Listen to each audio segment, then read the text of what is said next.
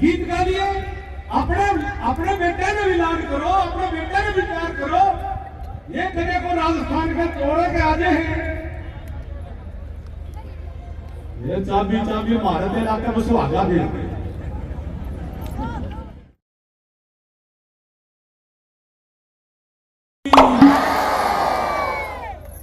यूं कोना थोड़ा दब गया। देखियो फिर एक बार दोबारा। और भारत माता की। हरियाणा प्रदेश का एक ठीक बीच का इलाका, नेशनल हाईवे के ऊपर हमारा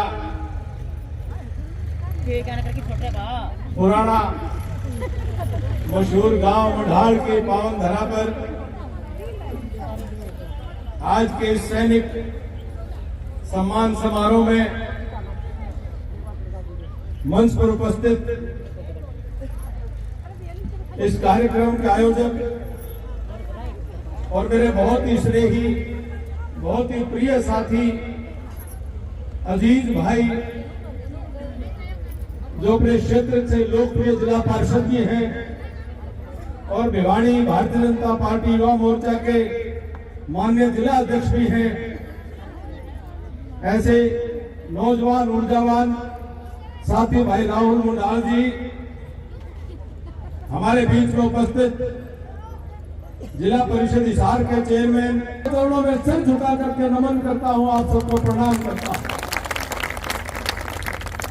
आज मेरे लिए बड़े सौभाग्य की बात है कि भाई राहुल मुंडाल जी ने एक आवाज के ऊपर इतने बड़े परिवार को यहाँ एकत्र किया और मुझे अपनी बात कहने का मौका आप सबके बीच में दिया।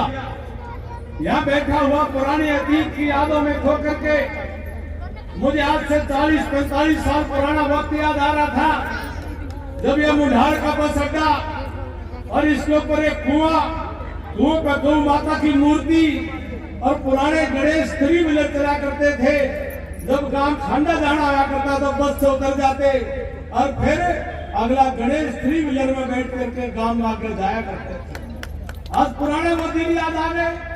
ये मुंडाल और ये पूरा इलाका तालू धराना तक लेकर के ला गए और हमारा ये नानो नलका का खांडा खेड़ी हो या हमारे दूसरे सारे आसपास के गांव हो, आपका हमारा ऐसा प्रेम है, ऐसा प्यार है जो एक परिवार में हुआ करता है, कुनबे में हुआ करता है।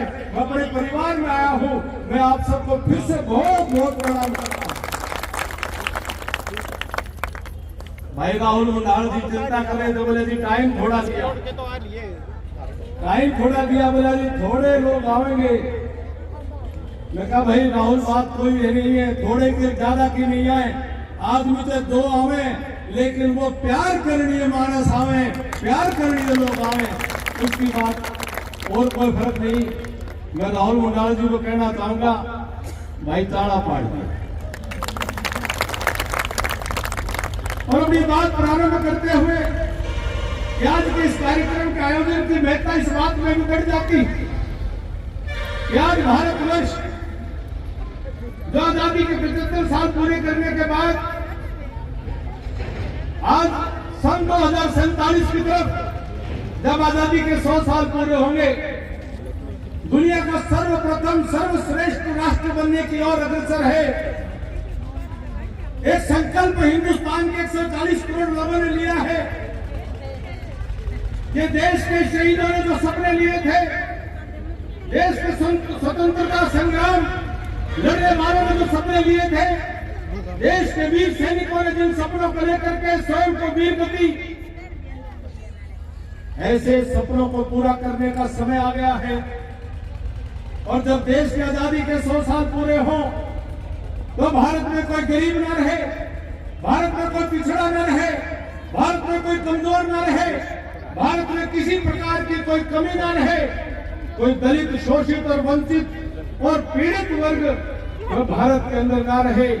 अंत्योदय का संकल्प पूरा करके जब भारत की आजादी के 100 साल पूरे हों, हम रहे या ना रहे, लेकिन ये जब बच्चे कर्णधार देश के दुनिया के बने तो हिंदुस्तान दुनिया का नंबर 1 का राष्ट्र होना चाहिए। स्वामी विवेकानंद ने 1893 में शिकागो में अमेरिका की धरती पर कहा था आज से 130 साल पहले कहा था। 130 साल पहले स्वामी विवेकानंद ने अमेरिका में जाकर के कहा था, हे दुनिया के लोगों, ये भारत पूरी दुनिया के लिए वसुधैव कुटुंबकम का संदेश देता है। सारी दुनिया हमारा परिवार है, हम उसका संदेश देते हैं। हम पूरी दुनिया को अपना घर परिवार मानते हैं। कोई ऊंच नहीं, कोई नीच नहीं, कोई छोटा नहीं, कोई बड़ा नहीं, कोई अपना नहीं, कोई पराया नहीं, सब हमारे अपने हैं। हम ये संदेश दे रहे हैं, ए दुनिया वालों, अमन शांति चैन और भाईचारे के साथ रहना है तो भारतीय संस्कृति को अपना लेना। और उन्होंने कहा था कि मैं देख रहा हूं 21वीं शताब्दी के अंदर भारत माता उदय होगी।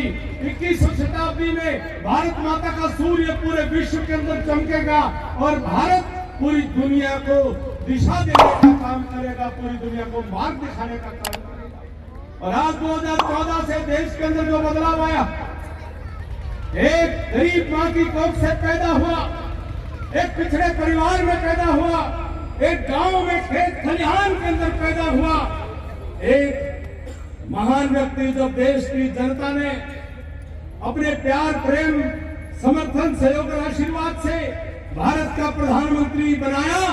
उसके बाद से 9.5 साल हो गए, भारत ने पीछे मुड़कर के नहीं देखा, भारत आगे बढ़ता है। सारी दुनिया दांतों पर उंगली दबा रही है कि भारत को क्या हो गया है। भारत दुनिया के हर पक्ष में, हर आयाम में, हर चीज में आज आगे बढ़ रहा है। आज वो भारत नहीं रहा। 2014 से पहले जब पाकिस्तान की सीमा पार से, पाकिस्तान से आतंकवादी आकर के और भारत के सैनिकों के सर काट दिया करते थे और भारत के प्रधानमंत्री हाथ जोड़ के कहते थे, मैंने अमेरिका से बात करूंगा, मैं पाकिस्तान से बात करूंगा। भूल नहीं सकते हम सैनिक साथी शहीद लालसराय खेमराज का मथुरा के ब्रज की धरती पर उसके घर आंगन में उसकी मां के सामने सिर कटा शरीर आता था और देश के प्रधानमंत्री का खून नहीं खोलता था। मुंबई के अंदर एक अजमल के साथ अदना सा लड़का सारी मुंबई में तहस नहस मचा देता था, सैकड़ों लोगों को गोली से मौत के घाट उतार दिया। लेकिन भारत का प्रधानमंत्री मौनी बाबा और गुड़िया वो कहते थे, अभी हम बात करेंगे। अजमल कसाब को बिरयानी खिलाते रहे। हमारा कैप्टन सौरभ कालिया के शरीर के ऊपर 200 से ज्यादा घाव पाकिस्तान के लोगों ने दे दिए, तब भी उनका खून नहीं खोला। लेकिन 2014 में देश की जनता ने ऐसे शेर को देश का प्रधानमंत्री बनाया कि पाकिस्तान की तरफ से अगर एक भी कोई छोटा सा हमला हिंदुस्तान के अंदर हुआ तो पाकिस्तान की सीमा में घुस करके उनको मारने का काम मोदी जी ने किया। ये नया भारत अपने देश में घुसने की कोई हिम्मत नहीं करता और कोई आंख उठा करके देखे तो सीमा पार करके घुस करके मारने वाला भारत है। अजमल कसाब को बिरयानी खिलाने का काम नहीं, अजमल कसाब की जहां जगह होनी चाहिए थी उस जगह पहुंचाने का काम और जो कानून के तरीके से करने का काम। आज पाकिस्तान को छोड़ो, अफगानिस्तान में काबुल कंधार में भी कोई भारत की तरफ गलत निगाह से नहीं देख सकता, उनकी पिंडी कांपती है क्योंकि दिल्ली के अंदर शेर बैठा है। ये अंतर आया और इस अंतर का परिणाम है कि देश के सैनिक आज हौसले के साथ, हिम्मत के साथ, पूरी तैयारी के साथ, मुस्तैदी के साथ देश की रक्षा करने के लिए तैयार और तत्पर रहते हैं। उसी तैयारी का कारण है कि दुनिया के अंदर जब रूस और यूक्रेन के अंदर लड़ाई हो गई, हजारों नौजवान भारत के छात्र यूथ और यूक्रेन के अंदर फंसे हुए थे। नरेंद्र मोदी जी ने रूस के राष्ट्रपति पुतिन से बात करी, नरेंद्र मोदी जी ने यूक्रेन के राष्ट्रपति जेलेंस्की से बात करी और दोनों को कहा लड़ाई रोक दो, एक दिन के लिए रोक दो। जब तक एक भी भारतीय इस यूक्रेन के अंदर है तब तक इस लड़ाई को रोक देना और जो भारत के लोग वहां से चलेंगे सड़क खाली कर देना। जिस गाड़ी के ऊपर तिरंगा झंडा हो उसके ऊपर कोई गोली नहीं चल जानी चाहिए। ये भारत के प्रधानमंत्री का इकबाल कि जब यूक्रेन और रूस की लड़ाई रोक करके जब गाड़ियों का काफिला रेल भी वहां से निकल रही थी, रेलों के ऊपर भी तिरंगा झंडा था, पाकिस्तान के बच्चे भी तिरंगा झंडा लेकर के जान बचा करके भाग रहे थे। ये आपके शेर नरेंद्र मोदी जी का भारत है। क्या इजराइल और फलस्तीन की लड़ाई है? तो अमेरिका भी प्रधानमंत्री मोदी जी को कहता है आप बात करके देखो। इंग्लैंड भी कहता है कि आप मध्यस्थता करके देखो। अब जर्मनी और फ्रांस भी मोदी जी के पास आते हैं कि जी इन दोनों का समझौता खुद इनके लिए करवा दो। साथियों, ये बदलता हुआ भारत आज मजबूत कदम दुनिया में आगे बढ़ा रहा है। और केवल दुनिया के अंदर नहीं, भारत दुनिया में इसलिए मजबूत हो रहा है कि भारत अंदरूनी तौर पर मजबूत हो रहा है। कोरोना की महामारी पूरी दुनिया में आई, पूरी दुनिया की अर्थव्यवस्था आज तक उभर नहीं पाई। आज तक यूरोप की अर्थव्यवस्था पूरी तरह चरमराई पड़ी है। आज तक अमेरिका अपनी अर्थव्यवस्था को सुधार नहीं पाया। आज तक चीन अपने घुटनों से ऊपर उठकर खड़ा नहीं हो पा रहा। लेकिन नरेंद्र मोदी जी की वो गरीब के पक्ष की वो नीतियां थी। उन्होंने कहा था कि कुछ भी हो जाए, देश की सरकार का खजाना मैं जो कुछ भी आखिरी पाई भी जब तक रहेगी, मैं देश के गरीब को भूखा नहीं मरने दूंगा, किसी को बिना इलाज कर। दुनिया में पहला देश था जिसने कोरोना की महामारी की वैक्सीन बना करके, पहला देश था साथियों जिसने लोगों को मुफ्त में वैक्सीन की दवाई देने का काम किया। दूसरा कोई देश नहीं था जिसने मुफ्त में वैक्सीन लगाने का काम किया। एक एक हिंदुस्तानी को डोज पे डोज और मुफ्त में देने का काम किया। दुनिया के कई देशों के अंदर दवाई भेजने का काम किया। जब बड़े बड़े देश जब पैसे मांग रहे थे, मोदी जी दुनिया को दवाई फ्री में दे रहे थे। उन्होंने कहा था गरीब की कोई जात नहीं होती, गरीब की कोई बात नहीं होती, गरीब का कोई देश नहीं, गरीब पूरी दुनिया का है। इसलिए जो भी कोई जरूरत होगा हम सबको मदद करने का काम करेंगे। ये देश का मान सम्मान मोदी जी ने बढ़ाने का काम किया। और आज की तारीख तक हिंदुस्तान के 80 करोड़ लोग जिनकी कोरोना की महामारी के कारण नौकरियां चली गई, रोजगार चला गया, उनके काम धंधे छिन गए, उनके ऊपर बोझ पड़ गया, आर्थिक बोझ पड़ गया कि वो कम से कम भूखे ना रह जाएं। हर आदमी के लिए 5 किलो अनाज, 80 करोड़ लोगों के लिए 5 किलो अनाज मोदी जी फ्री दे रहे हैं, सरकार फ्री दे रही है। और यही नहीं, मेरे बुजुर्गों को याद होगा, नौजवान साथियों को याद होगा कि आज से 4-5 साल पहले हमारे गांवों में, हमारे शहरों में कोई गरीब परिवार में कोई बीमार हो जाता और हम उसका इलाज कराने डॉक्टर पे ले जाते थे और डॉक्टर कह देता भी बीमारी ज्यादा है, इलाज में 4 लाख रुपए लगेंगे, 5 लाख रुपए लगेंगे। वो अपने बाबू की तरफ देखता, बाबू बेटे की तरफ देखता, बाबू कहता बेटा जमीन मत बेचना, जायदाद मत बेचना, जेवरात मत बेचना, कर्जा मत उठाना, मेरी जितनी सांस होगी मैं सांस ले लूंगा, बेटा तुम अपने आप को मत डुबाना। गया करते नहीं गया करते, यह बात होया करते नहीं होया करते। माताएं बहनों का इलाज इसलिए नहीं होता था कि भाई तेरा खर्चा कोई नहीं उठे, अब जितने दिन की है जितने दिन की नहीं गया करते। लेकिन मोदी जी गरीब माँ की कोख से पैदा हुए थे, उन्होंने गरीबी को देखा था, उन्होंने आम इंसान के जीवन की तकलीफों को समझा था, उन्होंने कमजोर आदमी के कष्ट को झेला था। मोदी जी ने फैसला किया कि हिंदुस्तान के अंदर किसी भी परिवार में कोई भी गरीब आदमी के घर में कोई बीमार हो जाए तो बीमारी के इलाज की कमी में मरने नहीं देंगे। उन्होंने फैसला किया कि हर इंसान का 5 लाख रुपए तक का सालाना इलाज वो सरकार की तरफ से दिया जाएगा। आयुष्मान भारत कार्ड, अरे आजाद हुए देश को 70 साल हो चुके थे और भी प्रधानमंत्री और भी बहुत नेता सरकारों में आए थे, लेकिन कभी गरीब ने गरीब की तकलीफ को किसी ने इतने नजदीक से नहीं समझा, उसका निदान नहीं किया, उसका समाधान नहीं किया। मोदी जी की मां 100 साल की होकर के स्वर्ग में गई, 2 कमरे के फ्लैट में आखिरी समय तक रही। ऐसा दुनिया का महान नेता, महापुरुष को जन्म देने वाली मां जब बचपन में मोदी जी को रोटी खिलाती थी, चूल्हे के ऊपर रोटी पोया करती थी, तो मोदी जी ने अपनी मां की आंखों में चूल्हे के धुएं से और आंसू देखे। वो नहीं भूले थे कि वो चिमनी में फूंकनी, जो फूंकनी में फूंक मार करके जब चूल्हे के अंदर जो धुआं उठता था, जो आप और हमने देखा है, देखा तो बहुत लोगों ने होगा, लेकिन इलाज जो सबने नहीं किया था। देखा तो और लोगों ने भी था, सहा भी था, लेकिन किसी को समाधान ध्यान में नहीं आया। मोदी जी प्रधानमंत्री बनने के बाद उस गरीब माँ के उस तकलीफ को नहीं भूले। उन्होंने फैसला किया कि हिंदुस्तान के 140 करोड़ लोगों में कोई घर ऐसा नहीं होना चाहिए जिस घर के अंदर गैस का कनेक्शन ना हो, गैस का चूल्हा ना हो, जिसको पूरे भारत में हर घर के अंदर उज्ज्वला योजना के माध्यम से हर माता की आंख से आंसू पोंछने का काम मोदी जी ने किया। ऐसे महान नेता का बदनाम कैसे?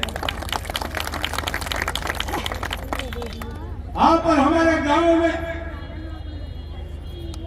हमने अपनी माताओं बहनों को सुबह शाम की अपनी दिनचर्या को निवृत्ति के लिए गांव की गलियों में से कुंडियों की तरफ और खेतों की तरफ जाने को मजबूर होकर देखा, लेकिन इलाज किसी ने नहीं करा। मोदी जी ने कहा कि ये माता बहनों की गृहिणियों की जलालत को मैं और नहीं रहने दूंगा। हर घर में शौचालय बनाने का सपना मोदी जी ने लिया और आज हिंदुस्तान का कोई घर नहीं जिसके अंदर शौचालय का निर्माण नहीं। ये कौन सोच सकता था? लोग कहते, संसद में विपक्षी कहते थे कि प्रधानमंत्री जी का काम शौचालय बनवाना थोड़ी, प्रधानमंत्री जी का काम चूल्हे की चिंता करना थोड़ी। विपक्षी ये बातें करा करते थे कि नहीं करा करते?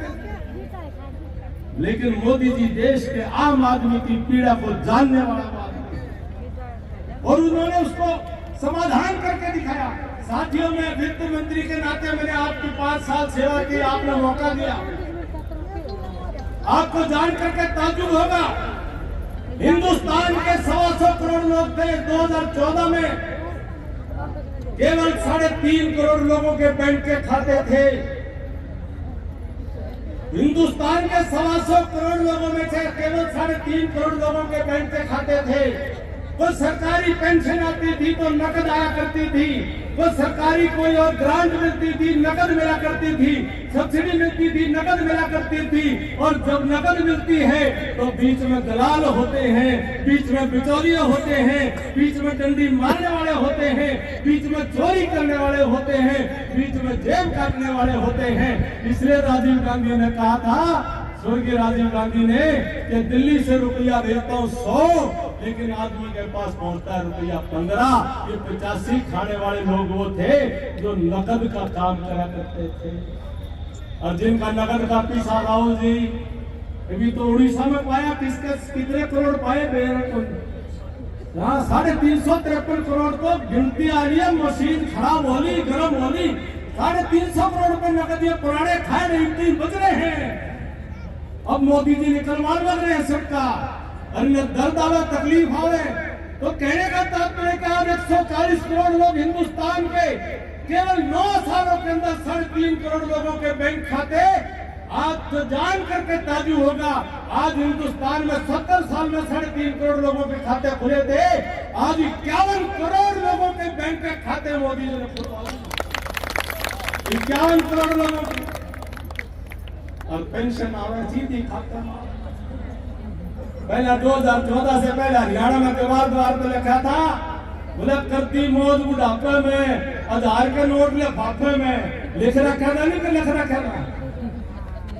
असली मौज तय कर रखी है 3-3 हजार सीधे खाता में। और तो बिना कभी गाए, बिना कोई गीत गाए, बिना कोई देरी करे, सीधा खाते में, ना कोई बिचौलिया, ना कोई दलाल, ना कोई ठगी ठोर। ये मोदी जी और मनोहर लाल जी का हरियाणा में चमत्कार हुआ है साथियों। और बिना खर्ची, बिना पर्ची, हम भी इसी हरियाणा में, हम भी यही पैदा हुए, हम भी यही पढ़े, हम भी यही मरे।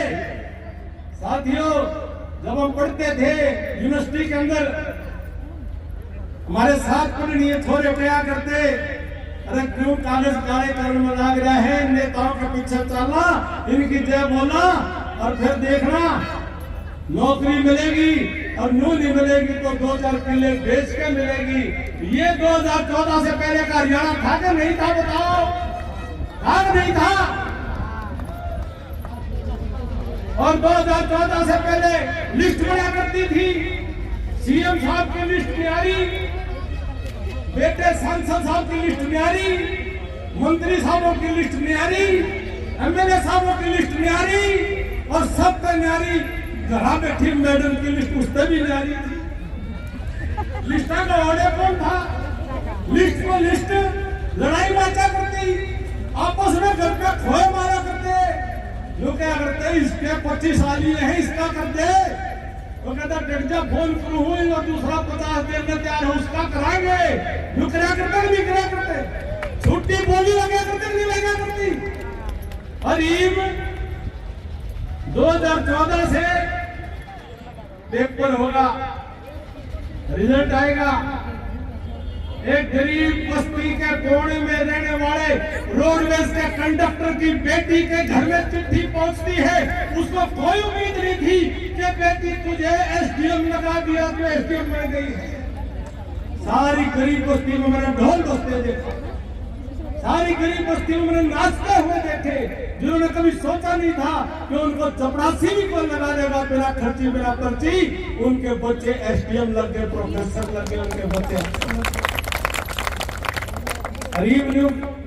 इवनिंग रैली करेंगे, मैं पुराना टाइम ले आऊंगा, मैं न्यू लिस्ट बनाऊंगा। न्यू नहीं बता दे, अपन यूं कहना चाहे तो हमने बताऊंगा और फिर छोरा में मार खवाऊंगा। उनका मामला ही है, सारा मामला मलाई की लड़ाई। उनके लिए हरियाणा के जनता को देने के लिए कुछ नहीं है। उनके पास हरियाणा के नौजवान के लिए कोई योजना नहीं है। उनके पास हरियाणा के बच्चों के भविष्य के लिए कोई कल्पना नहीं है। वो केवल मात्र हरियाणा प्रदेश में जात पात का खेल रच करके हरियाणा के लोगों की आंखों पर पट्टी डाल करके किसी तरह से अपने परिवारों का राज बनाना चाहते हैं। ये सारे परिवारवादी लोग ये रले मिले हैं, ये सारे परिवारवादी, जातिवादी, भाई भतीजावादी, ये सारे भ्रष्टाचारी ये रले मिले हैं। अभी मन्नू जैसा कोई एक आदमी निकले, उसने रल मिलकर सारे चक्रव्यूह रच करके उसका जो कर दिया वो करते हैं। सारे रल मिलकर सारा का टेलीफोन बातें मेरे आपने मेरा भी तो नहीं होगा। हम सागी 6 भाइयां, ताऊ वाले मिलाकर 10 भाइयां, लेकिन किसी का कोई भी भाई हमारा राजनीति में नहीं है। और मेरी माँ ने 6 भाई में से 3 भाई हम फौज में भेजे, फौज में सेवा करने के लिए भेजे, लेकिन कोई राजनीति में नहीं। और आपका बेटी डॉक्टर है, आपका बेटा भी अपना काम करे, लेकिन हरियाणा का नाम नहीं मेरा होगा। किसी ने अपना काम धंधा, अपनी नौकरी करे, लेकिन मेरा राजनीतिक परिवार, मेरा परिवार कोई है तो राहुल मुंडाल मेरा भाई है, नवीन ढोल मेरा भाई है। ये सारे मेरे ये भाई सारे के सारे ये मेरा परिवार है, आप मेरा परिवार हो। और अपने परिवार के लिए 5 साल नानों के मेरे मालिकों ने मुझे सेवादारी की थी। भाई विकास पासवान ने गाना बहुत सुथरा गाया, बीजेपी का राज बना दो हरियाणा में बहुत सुथरा बनाया। और अभिमन्यु ने सरताज बनने का कोई शौक नहीं, भाई मैं तो सेवादारी रख लिया, अपने पाया में रख लिया, अपने दिल में रख लिया, अपने पाया में रख लिया, मैंने कोई सरताज बनने का शौक नहीं। आज सेवा करने का जितना मौका दोगे तो इतनी गारंटी दो हूं, मैंने जिंदगी में कभी भी न पर्ची पर न खर्ची पर नौकरी की बात देखी और न पर्ची खर्ची पर मैं वोटा की बात देखू। मैं काम के बल पर आपके बीच में आना चाहता हूँ कि काम करना क्या हो, और काम का ट्रेलर ठीक लगे, काम का जो ट्रेलर 5 साल में दिखा वो ठीक लगे, फिर पूरी पिक्चर वाला काम कर दियो। और अब मैं भी 4 साल में देना आराम कर, ये भी टाइम आ लिया है। कुछ हमने भी बहुत चीजें सोच में आ गई होगी। अब सारा इलाका जाग गया, सारे इलाके में चेतना है कि कोई जात पात की राजनीति के चक्कर में नहीं पड़ेंगे। अपना देखेंगे, अपनी भलाई देखेंगे, अपने विकास देखेंगे, अपने बच्चों का, नौजवानों का भविष्य देखेंगे, अपने बहन बेटियों की इज्जत और उनको सुरक्षा का एहसास हो, इस बात के लिए देखेंगे, अपने बुजुर्गों का सम्मान हो, हमारा इलाका आगे बढ़े, हम इस बात के लिए अब अपना समर्थन करें। जो बात देख रहे हैं नहीं, कई नारे लाओगे, बोला फलाने पर तारे गया कोई नहीं, फलाने कुछ दिन पहले बोला वह तो तारे से है, बोला वह कौन नहीं, मुझे पुरसे को नहीं। तो कुछ दिन पहले मैं बेटा गांव का नाम दिलूंगा, अपना गुआंढ में है। 3 तारीख का रिजल्ट आ गया था, दिसंबर वाला। 3 दिसंबर का रिजल्ट आया, रोटी खावा था, गांव बैठे थे। बोले भाई तो मानो को नहीं, आओ तो नहीं, हम तीसरी को फिर आओ। बोले मोदी जी तो पक्के आएंगे, मानो तो हरियाणा में भी नहीं। तो ताऊ था थोड़ा सा किसी बात पर और डालता था, बोला मैंने गुंडा कर खाओगे, आओ तो मैं पाँव पकड़ लिए, पाँव पकड़ लिया मैंने, संदीप तेरे ध्यान में पापा पकड़ लिए, माता गुंडा होगा क्यों, सुधरा होगा, आपने बढ़कर सर पर हाथ धर, और आगे पाछे में तेरा पकड़ लिया, और आगे में तेरे गीत गा लिए। अपने बेटे में भी लाड करो, अपने बेटे में भी प्यार करो। ये कने को राजस्थान के तोड़े के आजे हैं, ये चाबी भारत इलाके में सुहागा दे,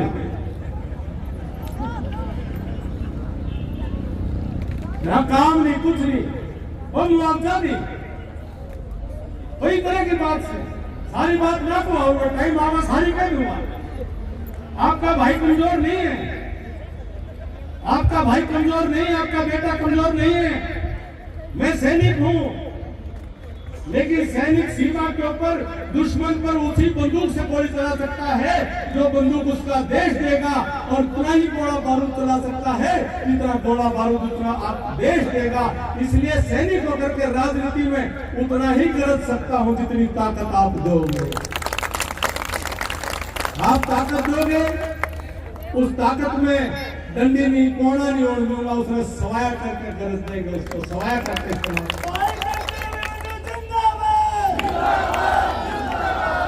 और कोई अपनी तरफ से कोई लोग लालच नहीं, परमात्मा की कृपा से इतना ही निवेदन करता हुआ सारे एक हो जाओ, सारा हरियाणा एक हो जाओ, और सबका ये 2024 आ रहा है, पूरे दुनिया के अंदर भारत की तरफ आज निगाहें हैं कि मोदी जी के नेतृत्व में फिर से देश में सरकार तो बढ़ेगी, लेकिन पहले से बड़े बहुमत के साथ बढ़े कि नहीं बढ़े, इस बात का सवाल होगा। उसमें भी मुझे कोई संदेह नहीं, बहुमत पहले से भी ज्यादा आ जाएगा। लेकिन आज बीबीसी लंदन चर्चा इस बात की करता है कि राजीव गांधी के सरकार बनी थी, जब 405 एमपी के साथ बनी थी। मैंने न्यू बता दो हाथ जोड़ के, राजीव गांधी स्वर्ग में है, मैं बुराई नहीं करूंगा, लेकिन राजीव गांधी ने देश में ज्यादा काम करा था, मोदी जी ने देश में ज्यादा काम करा। मैंने बता दो, मोदी जी ने करा था, दोनों हाथ उठाकर करा, मोदी जी ने कहा दोनों हाथ उठाकर समर्थन करो।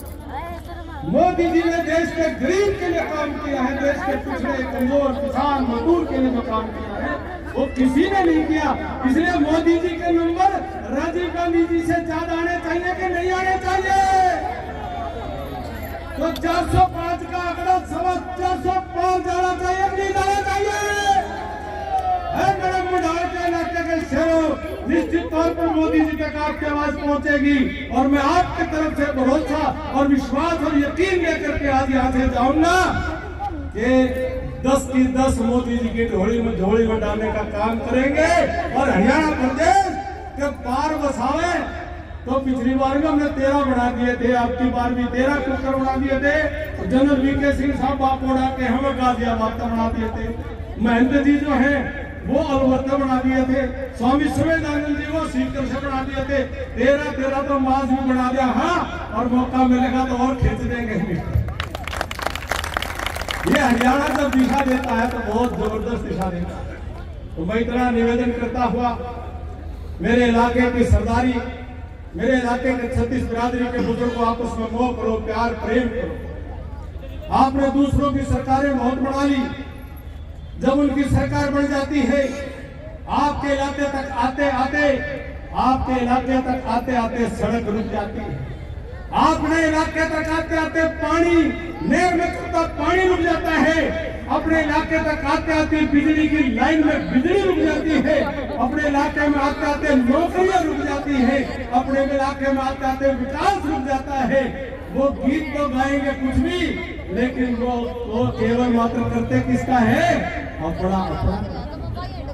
तो अपना अपना सारे देखे हैं, अपना अपना ने आप भी देख लियो, आप भी देख लियो।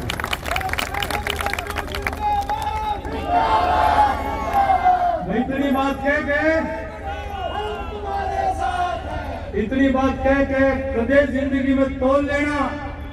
ये जितने ये 4-4, 5-5 पीढ़ी के ये जो बैठे हैं ना, सोना चांदी की चम्मच लेकर पैदा हुए, उनको बोला फलाना परदादा कर, फलाना दादा कर, फलाना बाबू का। ये तो न्यून भी और न्यून भी सारे समझ रहे हो नहीं? मैंने कहीं तो खुली कहने की जरूरत नहीं। ये जितने न्यून भी और न्यून भी जितने भी है 4-4, 5-5 पीढ़ी वाले हैं, वो ऐसी ताखड़ी में बिठा कर देख लियो। अगर आपका बेटा 19 पा जाए तारा बीच में मैं नहीं जाऊंगा और तुम्हारा वोट नहीं मांगूंगा। किसी भी गुण में, कर्म में, स्वभाव में कहीं भी कमजोर पा जाए तो इनसे आप बेशक आप मुझे छोड़ देना। लेकिन अगर आपने लगे आपका बेटा 21 है तो फिर इन गावी पांडा छोड़ दो और अपने बेटे ने छाती करवा लो। यही प्रार्थना करता हुआ आप सभी ने इतनी बड़ी संख्या में आज आशीर्वाद दिया। आपके आज के बाद से जिंदगी में जब भी यहाँ से गुजरूंगा एक बार नजर यहाँ घूमेगी और इस मैदान को देखेगी और आपने याद करके नमस्ते करता हूँ। भाई राहुल मंडाल जी का बहुत बहुत आभार, भाई सभी साथियों का बहुत बहुत आभार व्यक्त करता हूँ। मैं जानता हूँ नौजवान साथी ने बड़ी मेहनत करके, बड़ी हिम्मत करके कार्यक्रम किया है। और चिंता मत करना, अभिमन्यु भाई जिसका हाथ पकड़ता है तो जिंदगी की आखिरी सांस तक पकड़ता है, उसका हाथ पकड़ता है। आप सभी का बहुत बहुत धन्यवाद करता हूँ। और सभी जो हमारे यहाँ पर सैनिक साथी आए हैं, मैं उन सबको सम्मानित करने का कार्यक्रम है, लेकिन अपनी तरफ से उन सबको सैल्यूट करता हूँ, जय हिंद करता हूँ, भारत माता की जय करता हूँ।